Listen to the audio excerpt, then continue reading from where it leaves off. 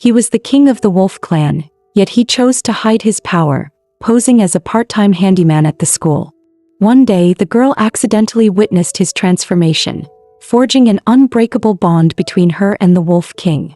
Whenever she got upset, the Wolf King would instantly revert to his true form. But when she smiled, tiny blossoms would bloom on top of his head. She might have been a pampered heiress, but her favorite pastime at school was collecting discarded treasures. That day, Su Ting had just picked up an old newspaper when the front page headline caught her eye. Recently, a series of brutal animal attacks had shaken Chibei City. Victims were found with every bone shattered, their bodies mangled, and even their hearts missing. She muttered to herself, could there really be wild beasts roaming outside the city? Then shrugged. None of that mattered. What mattered was, could she claim all the school's newspapers for herself? Suddenly, a sharp squeal came from behind. A group of girls was gushing over the new repairman, tall, dangerously handsome, with a wild charm that made hearts race. Yet sometimes just meeting his gaze was enough to send a shiver down the spine and make them want to run. That's when one girl spotted Su Ting behind them and sneered, well, if it isn't the trash girl. Picking up junk again, little dummy? Su Ting blinked innocently, pointing to the newspaper in her hand. You mean this? This sells for 50 cents a kilo. If it's an old edition, it's worth even more. This isn't trash, it's money. You just don't get it. The other girl's temper flared instantly. Oh, so picking up garbage makes you feel special now? You've been hiding behind that head injury playing dumb and you're still at it. As Hsien closed in step by step, Su Ting instinctively backed away in fear. Without realizing it, her back hit the cold railing, her footing slipped and she fell backward. She thought she was done for. But the next second, a strong hand caught the back of her neck, lifting her effortlessly into the air like a kitten. She turned her head in surprise, meeting a pair of piercing ice-cold eyes. Standing before her was a tall, striking young man, pale skin stretched over lean, defined muscles and eyes the deep, wild blue of a predator. The girls nearby froze, their hearts skipping a beat. It was the new repairman. He set Su Ting down on the ground and spoke in a deep, commanding voice. Back off. This area's under construction. The cold authority in his tone made them flinch, and in the next instant the girls scattered, leaving Su Ting standing there in a daze. Do you need something else? He asked, snapping her out of it. She quickly scampered away on light, hurried steps, shivering inside. Gosh, how can just one look from him send chills down my spine? But before she got far, she turned back, walking up to him to stick a small band-aid on the back of his hand. After all, he had just saved her. Su Ting gave a quick, respectful bow in thanks. Then she bolted again. Yep. Still terrifying. The man watched Su Ting's figure disappear into the distance, then glanced down at the band-aid on his hand, his eyes still cold and unreadable. That afternoon after school, Hsien tossed a broom into Su Ting's hands. You're on cleaning duty today. Do it yourself. I'm not hanging around with you. If you don't want the teacher to yell at you, make sure it's spotless. Su Ting opened her mouth to reply, but he cut her off. Don't even think about tattling to the teacher. The camera here's broken, no proof. And don't go blabbing about me climbing over the wall. But the next moment, Su Ting casually pushed open the iron gate. I was just going to tell you the back door isn't locked. You don't have to climb. I'll climb if I want to. None of your business, Hsien snapped, cursing under his breath as he walked off, leaving Su Ting to clean alone. Just as she was about to finish sweeping the yard, a sharp scream rang out from the back hill. It was Hsien's voice. Could he be in trouble? She followed the sound toward the hill, but halfway there she froze, her eyes widening in shock. Hsien was lying on the ground, covered in blood, while a massive black wolf loomed over him, staring with unblinking eyes. What is that thing? Looked like a wolf, but far too big, far beyond anything a normal wolf could be. The stench of blood filled her nose, and Su Ting instinctively held her breath, hiding behind a tree, silently praying she hadn't been seen. But suddenly, a rustling sound came from behind her. Su Ting whipped around. To her horror, she watched the massive black wolf's body twist and morph into that of a man. In an instant, every news headline about the recent animal killings flashed through her mind, and the pieces fit together perfectly. So, all those people had been killed by him? Just her luck, to stumble right into a nightmare like this. The man's eyes bled into a deep crimson as his voice dropped into a cold, chilling tone. Looks like a little mouse wandered in. The next moment, his figure blurred and he appeared right in front of her. Since you've seen me, I might as well eat you. As the werewolf reached for her, Su Ting blurted out in panic, if you're hungry, maybe you could eat something else instead? His hand paused midair and a low chuckle escaped his lips. Oh, and what exactly should I eat? Su Ting cracked one eye open thinking, maybe we can talk this out. The werewolf's smile turned sly as he pointed to the bloodied Hsien lying behind her. Eat that one and I'll let you go. Su Ting was about to argue, but the werewolf's expression suddenly froze.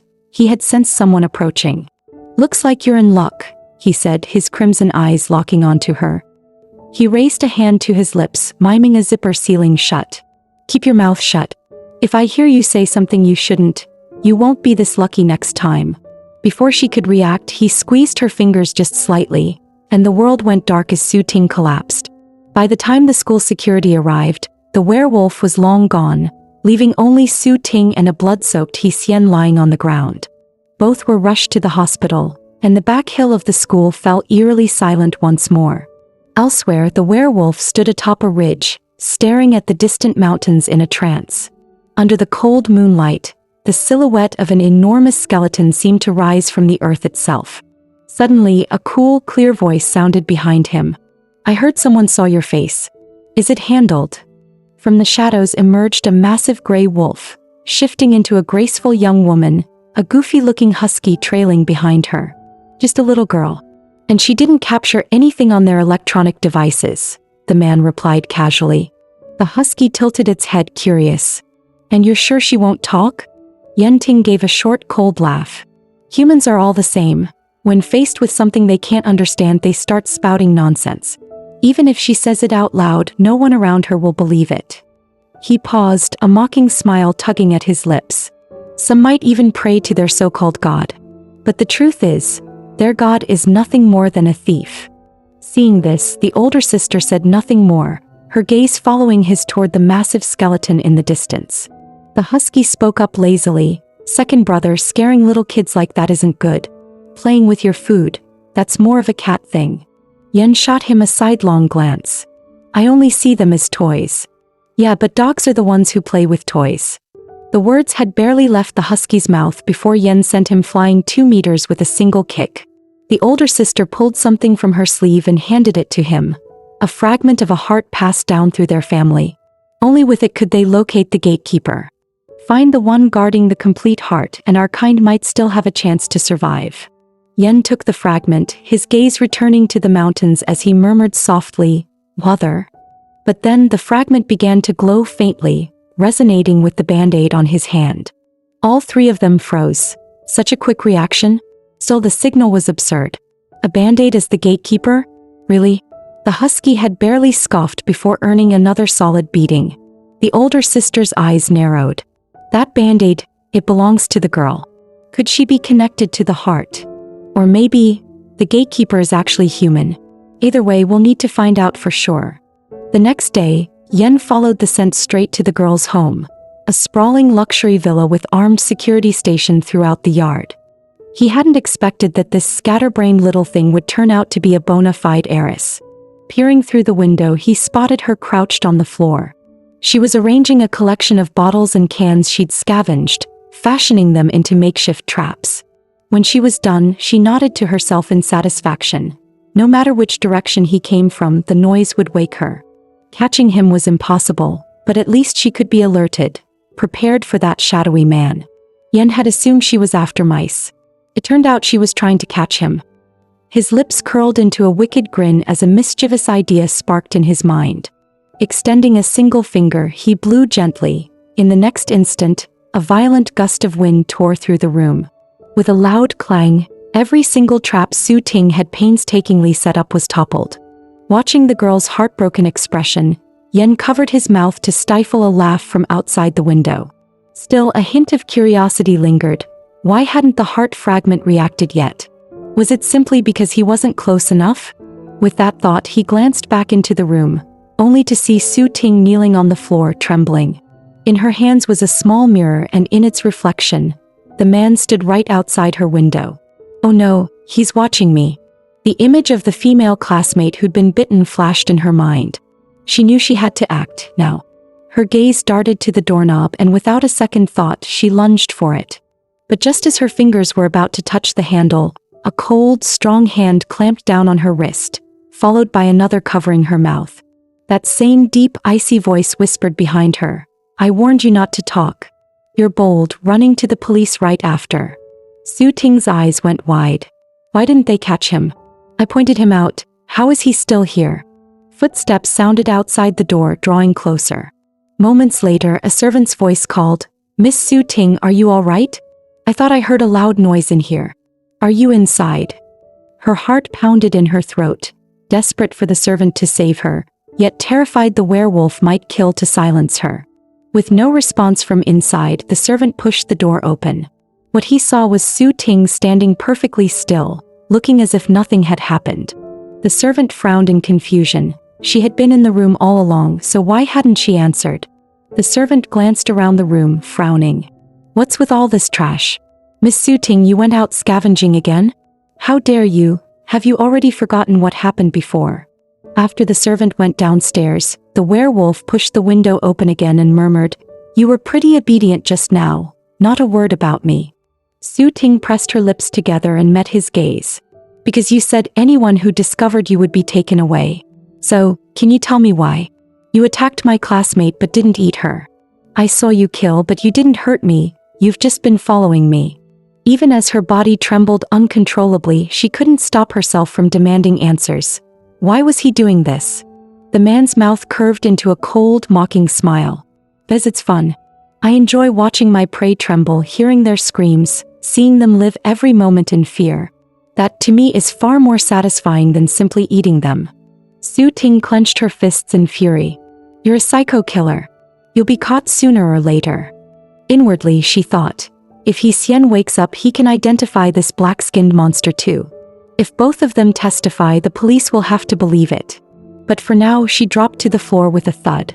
"If you're going to eat me, just do it quick. I can't beat you, I can't outrun you, whatever, just end it." The werewolf blinked, then suddenly doubled over in laughter. After a long moment, he straightened and said slowly, "Help me with one thing and I won't hurt you. In fact, I'll even give you a chance to get rid of me." Could that even be true? She thought, doubt churning in her mind, yet her head bobbed up and down like a pecking chick. After all, things couldn't get much worse than they already were. Just like that, she stood there like a lamb waiting for slaughter, letting Yen dangle the heart fragment in front of her. Strange. No reaction at all? Was it really just because of that band-aid? Or had he missed something crucial? As he pondered, the fragment accidentally brushed against her skin. A sharp sting shot through his fingertips, and in the next instant, the fragment surged into Su Ting's body like a current of electricity, vanishing completely. Both of them froze. Su Ting could feel something like liquid in her veins quietly flowing through her. Suddenly, a puff of white smoke swirled up and the werewolf's true form emerged. They stared at each other in awkward silence for 2.5 seconds before Yen shifted back into human form, his eyes filled with suspicion. "What the hell are you?" Su Ting blinked in confusion. This was the first time she'd ever been called a monster by a monster. In her mind, she grumbled, "Seriously? You're the one covered in black fur. You look way more like a monster than me." Yen fell silent. She was supposed to be just a normal human. The fragment hadn't reacted to her at all before. And yet now, she had absorbed it completely. Even his own body. The thought snapped his patience. He hoisted her onto his shoulder without warning, ready to pack her up and take her away. "Wait, what's going on? You monster, you're breaking your word. Didn't you say if I behaved, you'd let me go?" Yan's face twisted in irritation. "Shut up. You think I want to get tangled up with a human?" His plan now was simple. Take Su Ting back to the wolf den and figure out exactly what she was. But after a few steps, he suddenly stopped. Su Ting followed his gaze and saw 2 werewolves sneaking up on a drunken man, clearly ready to pounce. Yen set her down on the branch of a nearby tree, muttered a brief warning and leapt away. In the blink of an eye, he appeared behind the 2 werewolves and took them down instantly. The captured wolves stared at him in terror. "You've got it wrong, we were just following that drunk guy. We didn't mean to trespass." Yan's gaze turned razor cold. So you do know this is my territory? And you still dared to make trouble? Who gave you that courage? His fingers tightened and the wolf's screams tore through the night air. Up in the tree, Su Ting flinched. She didn't know exactly what was happening, but the drunken man seemed unharmed. Sometimes she wondered, was he killing or was he saving? Then a thought flashed through her mind. Later, Su Ting was dragged back. Only then did the sister put the pieces together. So the situation is, if you stay away from that girl for too long, you can't even hold a basic human form. We'll have to figure out how to extract the fragment. Until then, you're not going anywhere, you're staying by her side. And so, Su Ting was taken to the so-called wolf den. She had imagined blue skies, open fields, and endless grass. Instead, she walked into a fully furnished 3-bedroom apartment, complete with a husky trotting over with a pair of slippers in its mouth. Second brother, change your shoes. I just mopped the floor this morning. Change shoes? Really?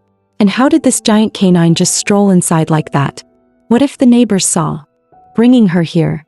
Did he really think she wouldn't try to run off and report them? She snuck a sideways glance at Yen.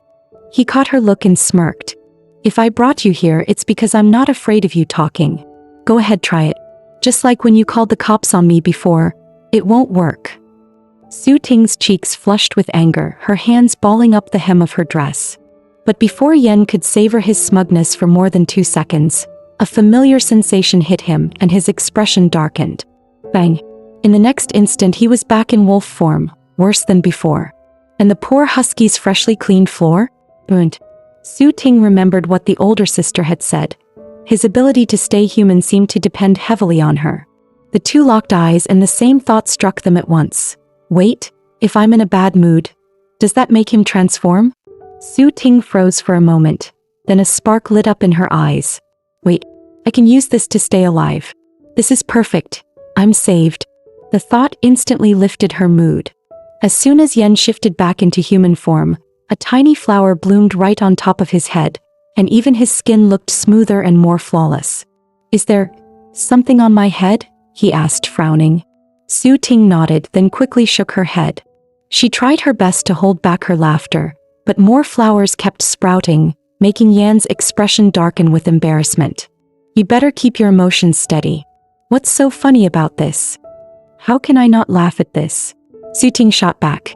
Watching the odd human girl, she decided to use her ability to peer into Su Ting's future. But halfway through the spell, a sharp sting shot through her fingertips. When she looked up again, her eyes were filled with shock and confusion. After a brief silence, she shook her head at Yen, indicating there was nothing she could do. Yan's face darkened instantly, a heavy shadow falling there at Su Ting, their eyes fixed on her as if she were some strange creature. Under 3 piercing gazes, she felt a chill creep up her spine. What? Do I have something weird on my face? Yen spoke slowly. Little quail, let's talk. Su Ting bristled. Little quail? What's that supposed to mean? You're the little quail. Your whole family's quails. She swallowed nervously. Fine, we can talk. But on one condition, you have to promise me something. Yen smirked. Well, the little quail knows how to negotiate. All right, let's hear it. Don't hurt me and don't eat me. If you can do that, we'll talk. Su Ting boldly guessed that shiny fragment must be important to him, and his ability to transform into a wolf might depend on her. Meaning she was safe for now. Yen gave a silent nod. All right, let's talk. But as soon as the words left his mouth, a single flower bloomed on top of his head, followed by more. Su Ting couldn't help feeling delighted. She had been right all along. It's good to be alive. But in the next instant, a deep growl echoed through the room. Control your emotions. She flinched. Werewolves were still terrifying. Meanwhile, not far from the wolf den, a mysterious man was silently watching everything unfold. Inside, Yen took off his repairman jacket and casually tied it around his waist. Only then did he notice the girl staring at him. What are you looking at? Su Ting's eyes sparkled with curiosity. So werewolves change into casual clothes too? I thought you guys just wore one outfit until the comic ended. Yan's brows twitched. What kind of bizarre thought process was that? He stepped toward her, switching off the room's light. In the next second, he hoisted Su Ting over his shoulder. She was about to yell for help when he said calmly, I'm taking you home. Home? Her heart leapt with joy, and instantly, a little flower bloomed on top of Yan's head.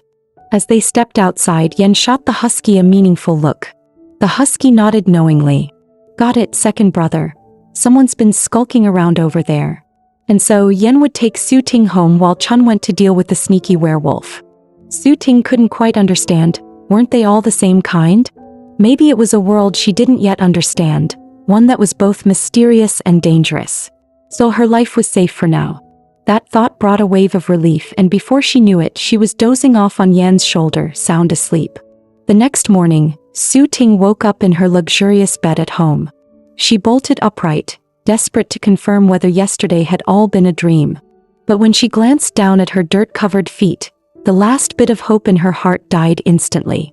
Her mind started to work. First, it seemed the werewolf couldn't stray too far from her. Second, the last time he appeared, he'd been on the roof. Peeking out the window, sure enough, there he was. Persistent creep. She carefully climbed closer and found Yen asleep. So he does sleep. Then again, wolves were supposed to be nocturnal creatures. Suddenly, inspiration struck. Yes, werewolves slept too. If they tried to take the fragment and hurt her, she could do what people did in TV dramas. With that thought, she quietly picked up a piece of broken tile, taking careful aim at Yan's chest. It turned out that after Yen had dropped Su Ting off last night, she had followed the scent straight to her place. Inside the room, the girl was sound asleep, and no matter how much Yen tried, he couldn't wake her. She was dumbfounded. This little human sure slept with no worries. Su Ting cracked her eyes open, still groggy. Talk about what? Didn't you say you wouldn't eat me? Yen blinked, then nodded lazily. Then good night. I've got nothing to talk about. With that, he flopped onto the bed and went back to sleep. You're doing this on purpose. Yen started to snap, but the older sister stopped him. Calm down. We still need her. Yen stared at the sleeping girl, a strange sense of irritation gnawing at him. Why did it feel like she had the upper hand? Moments later, the two were on the rooftop. She laid out 3 tasks for him. Discover Su Ting's ability and locate the heart, keep her in a good mood and protect her from any harm. Hold on. Other than the first one, what is all this? Are we hunting for the heart or am I babysitting? She shot him a cold glare. Got a problem with it? The heart fragment has bound the two of you together. Chose Su Ting and it chose you. That means this job is yours. Yen let out a bitter smile. He'd always been the one who hated humans the most, and now, lying on the rooftop, Yen spent the whole night thinking. If she's assumption was correct, would Su Ting's death be an accident, murder, or at the hands of his own? Sensed Su Ting climbing out the window, quietly approaching him. She picked up a broken tile and aimed it right at his heart. His eyes snapped open, only to see her casually toss the tile away, muttering to herself, "No way I could actually do it. Even at New Year, I'm not the one killing the chicken." Suddenly, a chill grabbed her hand and pressed it against his chest. Su Ting's eyes went wide. There was no heartbeat. None at all. Feel that? We have no heart. Killing us the way you kill humans won't work. Su Ting swallowed nervously, her hand sliding over to the other side of his chest, then poking his skin out of curiosity. Yen jumped back 2.5 meters in alarm. What are you doing? Guess even a werewolf has to guard himself outside. Su Ting blinked her big, curious eyes. If you don't have a heart to pump blood, how do you even have skin color? Shouldn't you be like pale white?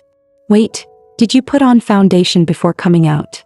Yen was stunned by her bizarre train of thought. Is that really what you're worried about?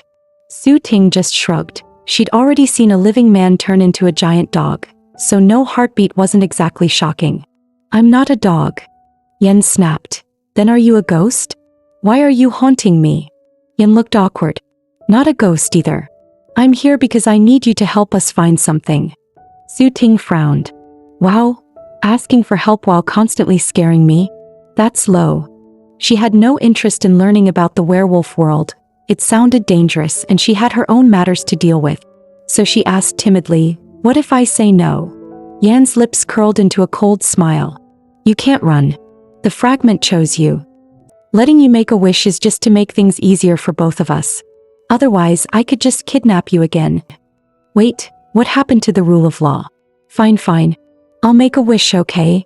Looking at Yan's smug expression, Su Ting consoled herself. She'd just pretend he was some kind of wish-granting turtle in a pond. Alright then. I want 1 billion. Yen was speechless. Knew it. This little quail's brain was never on anything normal.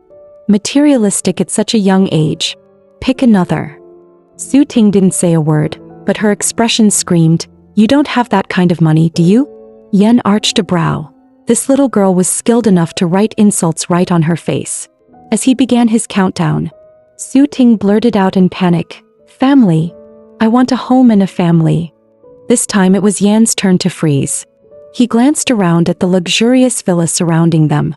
"Isn't this your home?" "Yes," she admitted softly. "Your parents treat you badly then?" "No, they treat me very well." "Then why make that your wish?" Su Ting hesitated, embarrassed. "I just want them to be like friends. To actually listen to me, encourage me, and be there when I need them." Yan's reply was cold and cutting. "So no one's ever done that for you? Your social life must be awful." Still, despite his words, he agreed. "Fine. I'll be the one to give you that." Su Ting's heart skipped. Yes, that was her wish, but she definitely hadn't imagined Yen as the one to fulfill it. Forget it. Better to play along for now and escape when the chance comes. "Alright then, let's see what your ability is," Yen said casually. Su Ting froze. So the heart fragment could actually grant special powers? For example, Yen could control the flow of air at will. She could read people's thoughts. So what kind of ability would she get from absorbing a fragment? He paused, thinking hard. Could it be like those superpowers in movies? Maybe fire breathing? Water blasting? Super strength? If she got something like that, she might actually shake Yen off for good. The thought made her grin. So much so that, the next second, a tiny flower popped up right above Yan's head. Clearly she was already excited. "Don't get your hopes up," Yen said coolly. "Even with an ability, you still wouldn't beat me." Su Ting's confidence faltered. "Why not? You shouldn't underestimate people, you know." "Because I'd be the one teaching you," Yen replied with a smirk. "And if I teach you everything, what if you hurt me? I'm a very timid guy, you see." "Oh, right. What were you planning to do with that tile just now?" Su Ting's eyes widened. "What is this guy?" She could have sworn he hadn't even opened his eyes the whole time. Just then, a servant's voice called from downstairs. "Miss Su Ting, are you awake?" Crap, if they see me on the roof, I'm dead." She was about to hurry back inside when her foot slipped, nearly sending her tumbling off the edge.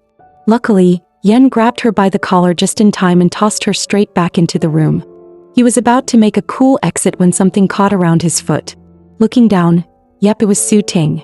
With one hard pull, he yanked her right out through the window again. Seriously? This silly quail can't go 2 seconds without dancing on the edge of danger. The girl spoke softly. "My name's Su Ting. I never asked, what's yours?" Yen stared at her. "You risked your neck just to ask me that?" He shoved her back inside with one hand. "It's Yen." Su Ting looked up at him, dead serious. "So, Yen, what are you exactly? A demon? A monster? Or Godzilla?" Before he could answer, there was a rapid knock at the door. "Miss Su Ting, are you still in bed? You'll be late for school." Coming. Su Ting was about to open the door when the werewolf behind her suddenly called out. "I remember you've got a field trip today," he said with a meaningful look. "As for what we really are, you'll find out once you get there." Back at school, Su Ting sat down only to find her desk stuffed with notes. "Psycho, liar, don't come to school if you're crazy. Thought about reflecting on yourself?" Su Ting blinked. "Everyone, but the handwriting, it's all from the same person." The girl snapped. "Does that matter? What matters is why you're lying. A wolf turned into a man? Hear yourself. A broken camera doesn't give you a free pass to make stuff up." Su Ting's mind lit up. Oh right, the security cameras. If she could catch Yan's transformation on tape, she could go straight to the police. After all, he was a man-eating monster. She made up her mind she would find a chance to secretly record it. Seeing her remain silent, the girl reached out to shove her. Just then, Azizi. A sharp crackle and a light tube dropped, stopping inches from the girl's face. The girl collapsed onto the floor in fright, while Su Ting's gaze slid to the ladder outside the window. Was Yen helping her? Looked like it. She pointed lazily at the ceiling. "See? Some things might sound impossible, but they can happen." The girl opened her mouth to argue, but the classroom suddenly went pitch black. A violent crackle of electricity filled the air. In an instant, everyone froze. To them now, Su Ting looked less like a classmate, and more like something terrifying. Once the crowd had dispersed, Su Ting stepped outside the classroom and sure enough, Yen was there tinkering with the wires. "So it really was you," she said softly. Yen glanced back at her. "Happy now? You looked pretty down just a moment ago." Su Ting froze, then a hint of sadness flickered in her eyes. "Not really. As long as I've got my life and my money, nothing else matters." Still, she was genuinely grateful for his help. She bent at a perfect 90 degrees in thanks. Then she pointed at the wire in his hand. "If you're throwing that away, could you give it to me? It's worth money and money's money." With that, she walked off with light, quick steps. Yen stared after her, still baffled. Why was this little quail so obsessed with money? Either way, with her mood swinging like this, he needed to figure out how to break their bond, before she shapeshifted again or worse, cause some bloody mess. Who knew what she might turn into next? Just as he was about to leave, Su Ting suddenly ran back asking, "Are you going to the field trip today?" Yan's lips curved in a teasing smile. "What, do you want me to go?" "Yes. I want you there, with me."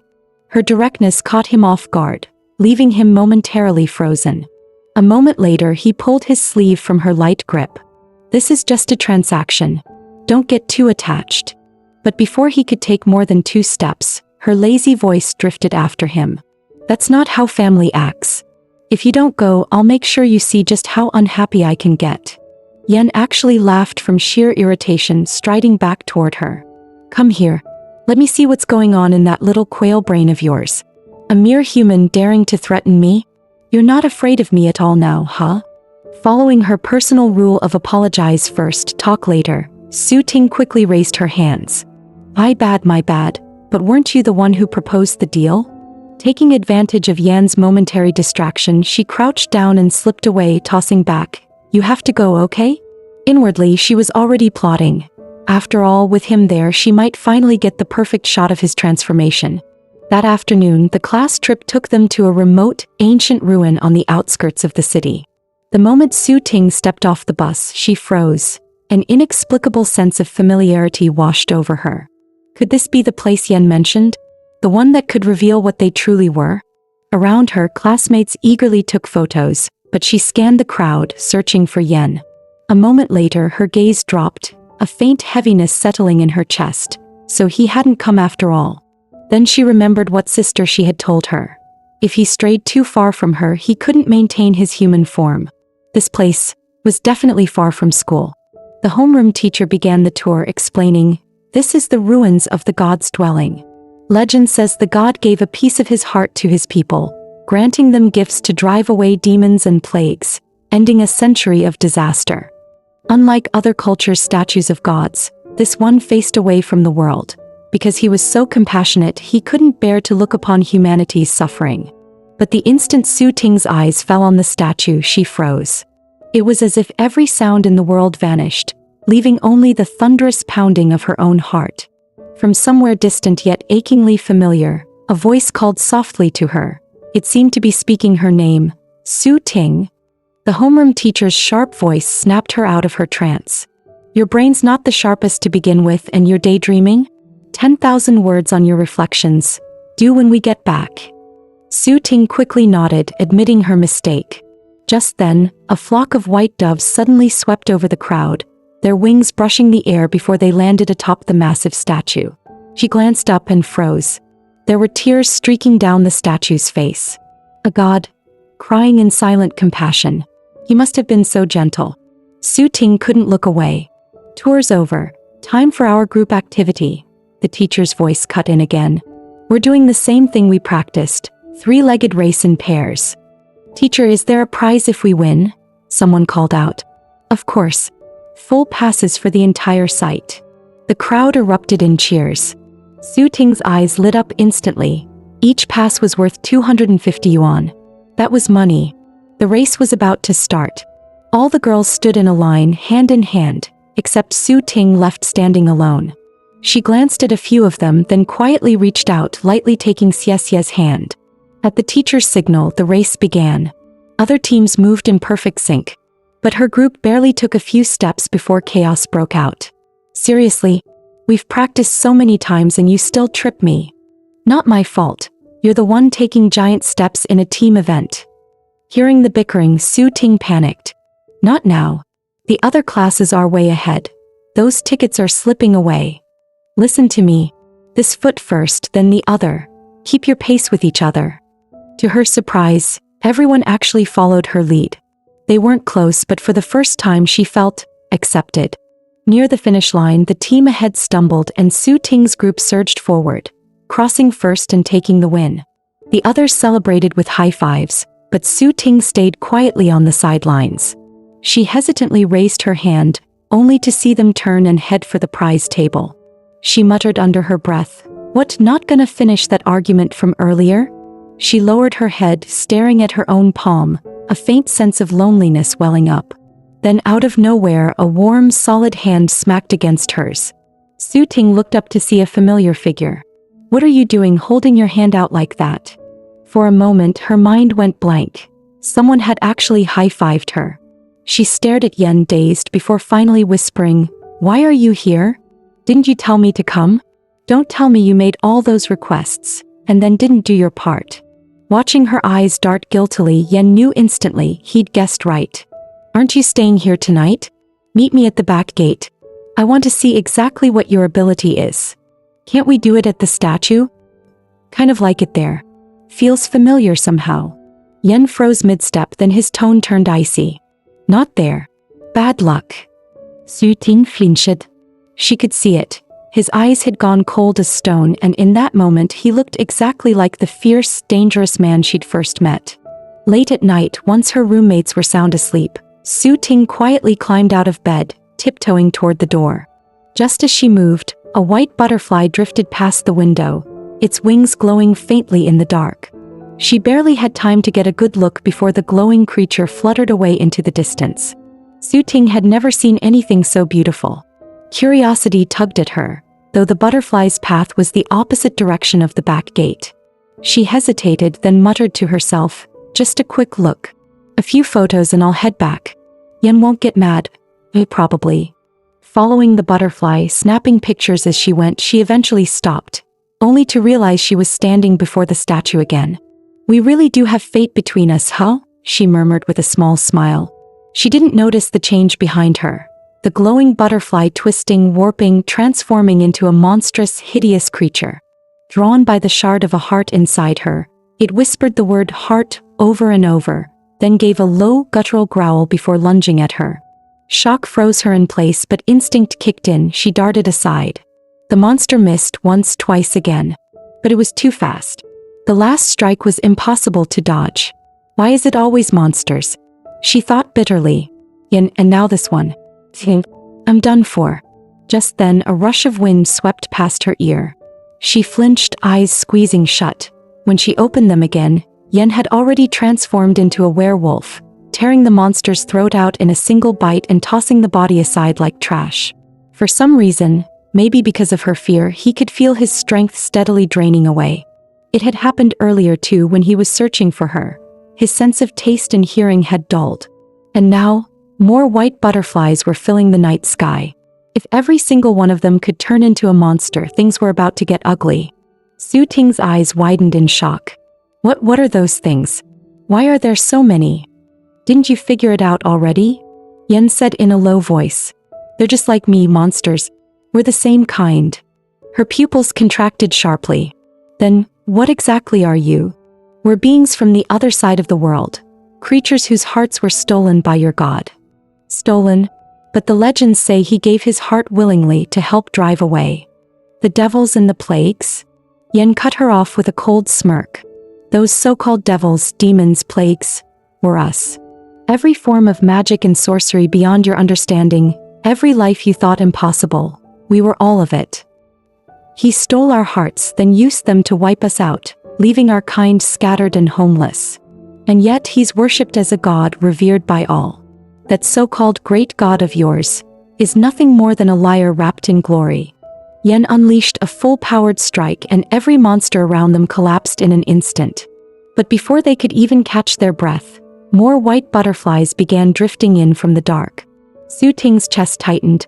Could Yen really handle this many enemies alone? She turned to look at him only to see that he could barely stand. Yen knew it. There were too many of them. Pushing forward like this was suicide, and taking her with him was out of the question. Before the next wave of butterflies could turn into monsters, he suddenly looked back at her. "Take off your clothes." She froze, instinctively covering her chest. "Right, girls outside should always be careful." Before she could even react, Yen yanked off her jacket and clasped his own necklace around her neck. "They're after your heart. This will hide your scent. Leave the jacket here, it'll throw them off for a while. Run through the forest and find Chun. Stay with him. Don't go anywhere. From now on, don't look back. Just run." Su Ting stood frozen. She'd already noticed how weak he was. By the time she got help, it might be too late, he could be dead. Damn it, think of another way. Su Ting caught a glimpse of the monster's corpse, and finally realized they weren't butterflies at all but moths. Yen was a wolf at his core, with a nose sharp enough to catch the faintest scent.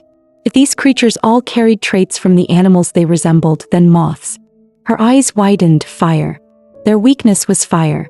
"There's another way," she shouted. "We don't have to fight them head-on." But the moment Yan's focus wavered, one of the monsters shot past him, lunging straight at her. He reacted instantly, one arm shielding her, the other clamping down on the monster's throat before hurling it hard into the next one charging in. "Are you deaf? When I say go, you go. Staying here only makes things worse. Do exactly as I told you. The fragment's still inside you. If anything happens to it, I'll come for you myself." Her gaze dropped, voice low. "Sorry for being a burden." She turned and walked away. Yen watched her figure disappear into the trees before finally letting out a breath. But in the very next heartbeat, more moths transformed into monsters, surging over him like a crushing tide. Su Ting ran for her life, only stopping when she was sure she'd shaken the danger, gasping for breath. She glanced back at the crumbling ruins, her chest tight. Could Yen really handle all that on his own? Deep in the jungle, shredded monster corpses littered the ground, and Yan's strength was nearly spent. This is endless.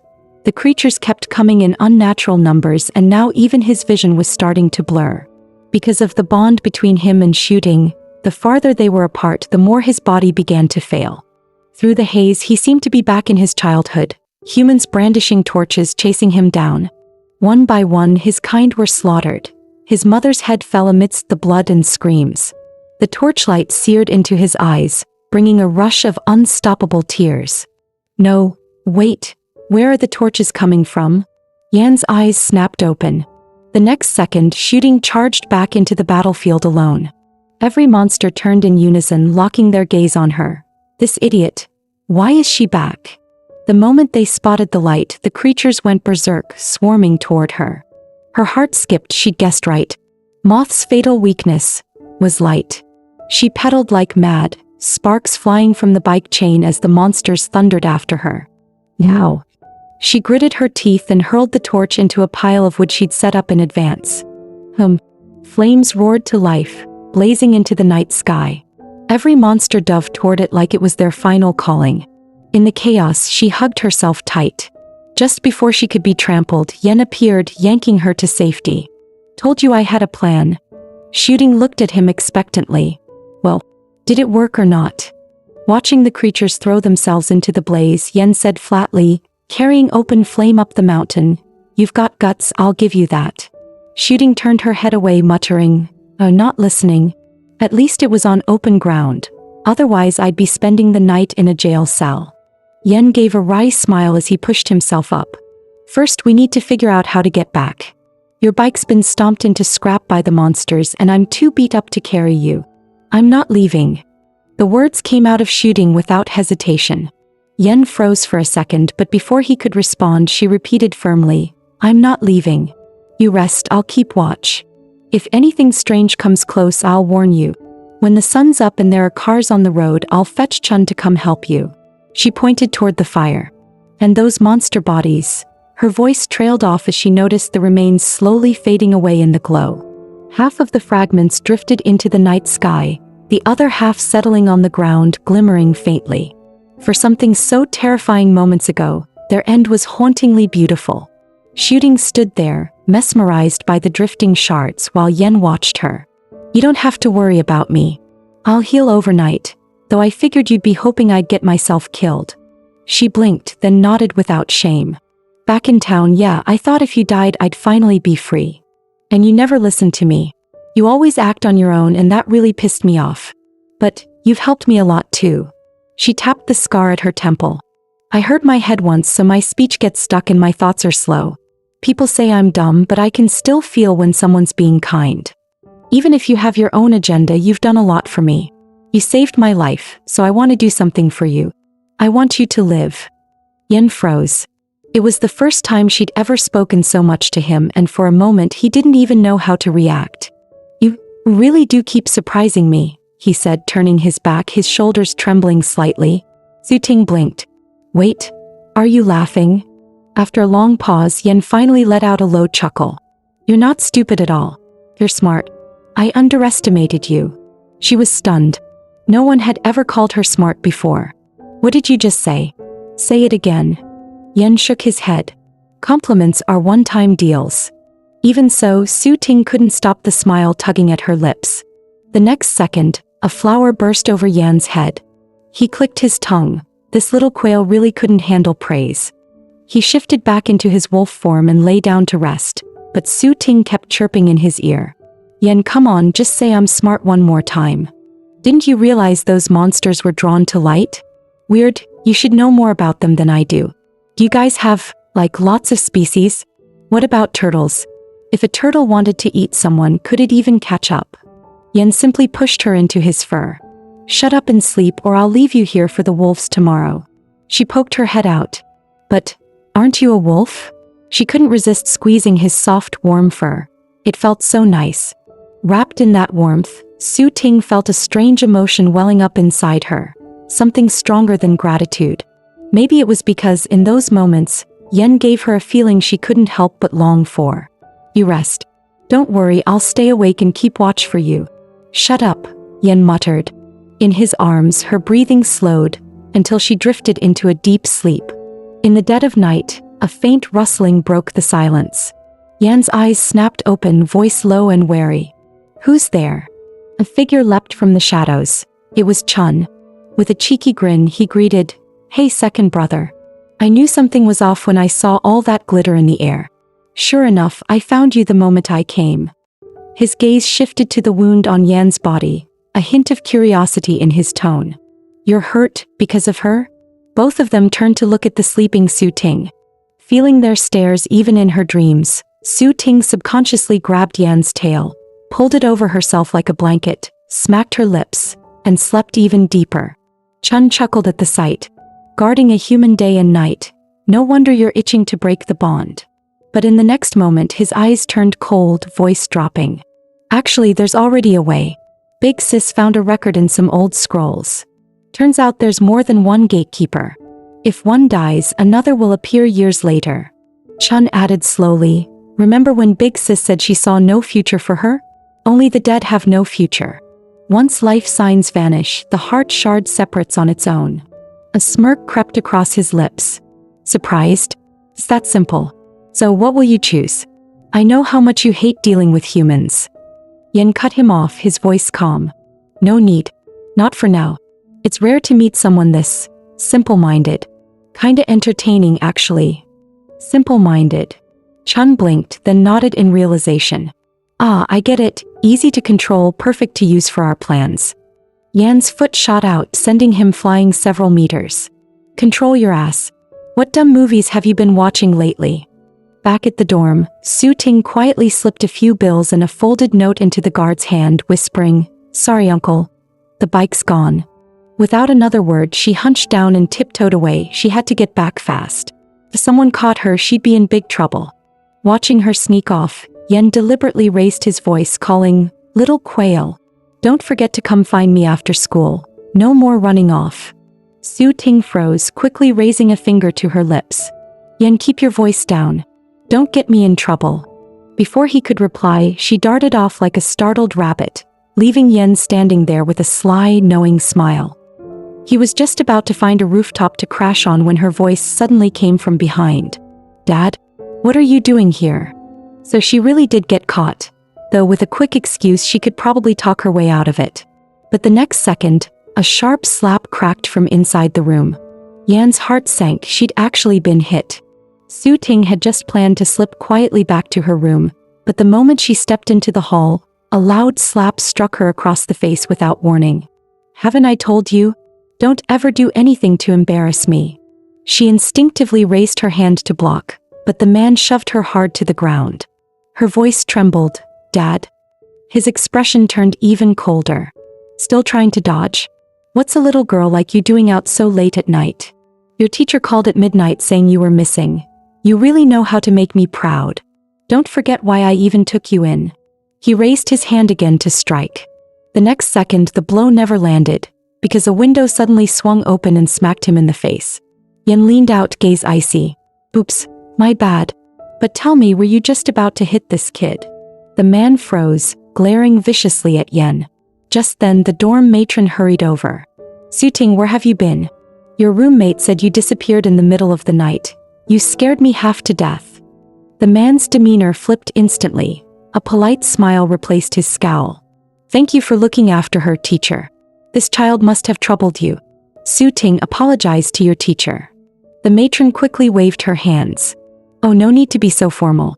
Su Ting's father, you're such a caring parent." He put on a face full of fake kindness. "It's the least I can do. She's had a rough childhood. Of course I have to take good care of her." Yan took in the entire scene, and only then did he understand.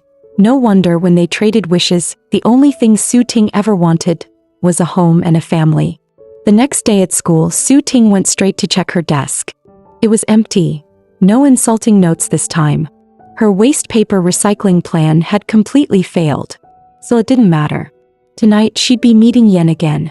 This time she had to be extra careful not to get caught.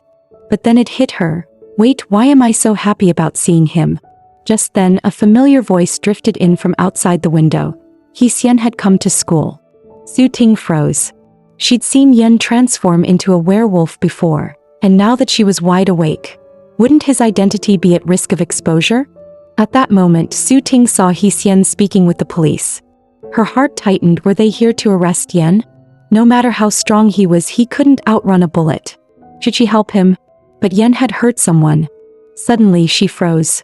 Why had she been so sure all along that Yen was hurt by Yan? The next second, she tossed her school bag aside and sprinted toward the door. She pushed open the maintenance office door and shouted urgently, "Yan, where are you?" Yan was sitting in a chair, lazily flipping through a newspaper. "No need to shout," he said casually. "I could hear your footsteps from a mile away." Su Ting bent down, staring straight at him. "That day, our first meeting, let me ask you again. The one who attacked my classmate, was it you?" Yan's tone was indifferent. "So what if it was? And what if it wasn't? You'd better worry about yourself." She paused, puzzled by his words. Yan added slowly, "The whole school's saying you snuck out at midnight to go on a date with me. Quite the icing on the cake." To his surprise, Su Ting didn't care at all. She said calmly, "Well, I guess I'm in a scandal now." Su Ting suddenly leaned closer and whispered, "That's not the point. The classmate who got hurt brought the police to arrest you. What are you going to do?" Her face was tense. "You hurt someone, you should atone for it. But if they find out you're not human, we're in big trouble." Yan froze, staring at her face, momentarily dazed. A moment later, he cleared his throat. "They're here." Moments later, the door swung open. A teacher stepped in with several police officers, their gaze locking onto Yan. "Perfect, you're right here. This is the person you're looking for." The teacher glanced at Su Ting in surprise. "Why are you here too?" Outside, students who'd spotted the police began whispering among themselves. "What's going on? Why are the police here? Yen's back? I heard it's about that attack behind the school." Su Ting's heart tightened and she mustered her courage to speak. "Teacher, I'm here to testify." But before she could finish, Yen's mother rushed forward and grabbed Yan's hand. "Thank you so much. The police said there were signs of animals at the scene. If you hadn't shown up in time to scare them off, my daughter wouldn't be alive right now." Su Ting froze, then her expression shifted to pure disbelief. What the heck? So Yan actually saved her? And here he'd been saying he didn't eat her because he enjoyed the sound of prey screaming. Turns out it wasn't him at all? Just scaring me for fun? Which of his words have ever been true?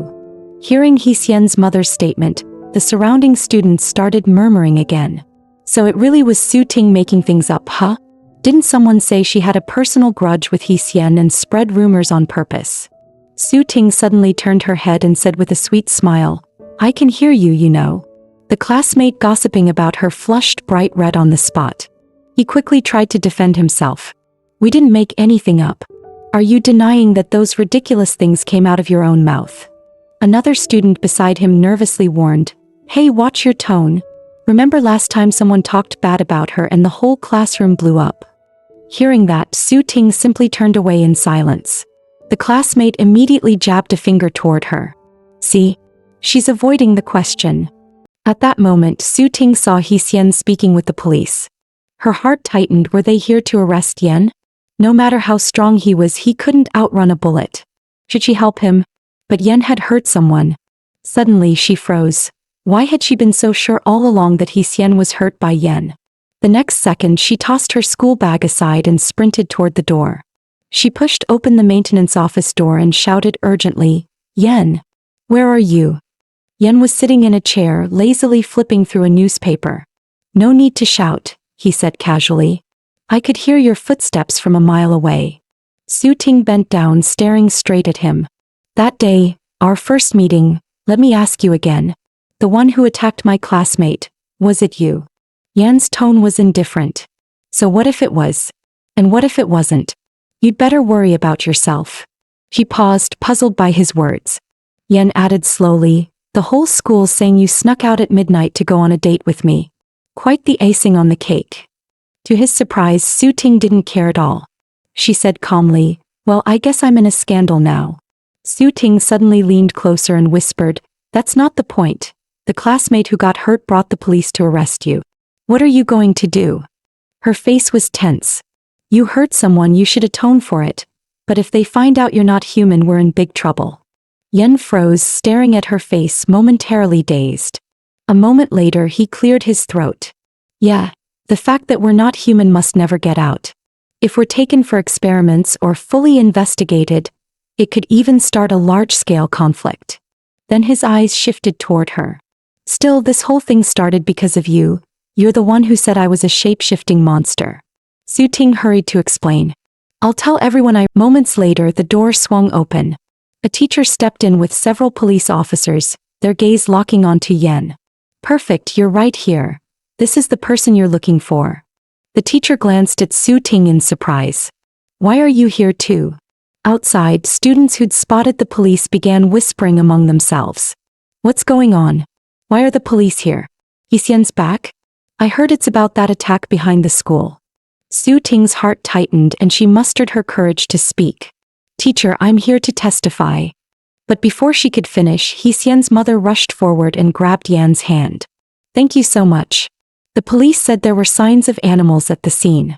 If you hadn't shown up in time to scare them off, my daughter wouldn't be alive right now. Su Ting froze, then her expression shifted to pure disbelief. What the heck? So Yen actually saved her? And here he'd been saying he didn't eat her because he enjoyed the sound of prey screaming. Turns out it wasn't him at all? Just scaring me for fun? Which of his words have ever been true? Hearing He Xian's mother's statement, the surrounding students started murmuring again. So it really was Su Ting making things up, huh? Didn't someone say she had a personal grudge with He Xian and spread rumors on purpose? Su Ting suddenly turned her head and said with a sweet smile, I can hear you, you know. The classmate gossiping about her flushed bright red on the spot. He quickly tried to defend himself. We didn't make anything up. Are you denying that those ridiculous things came out of your own mouth? Another student beside him nervously warned, Hey, watch your tone. Remember last time someone talked bad about her and the whole classroom blew up? Hearing that, Su Ting simply turned away in silence. The classmate immediately jabbed a finger toward her. See? She's avoiding the question.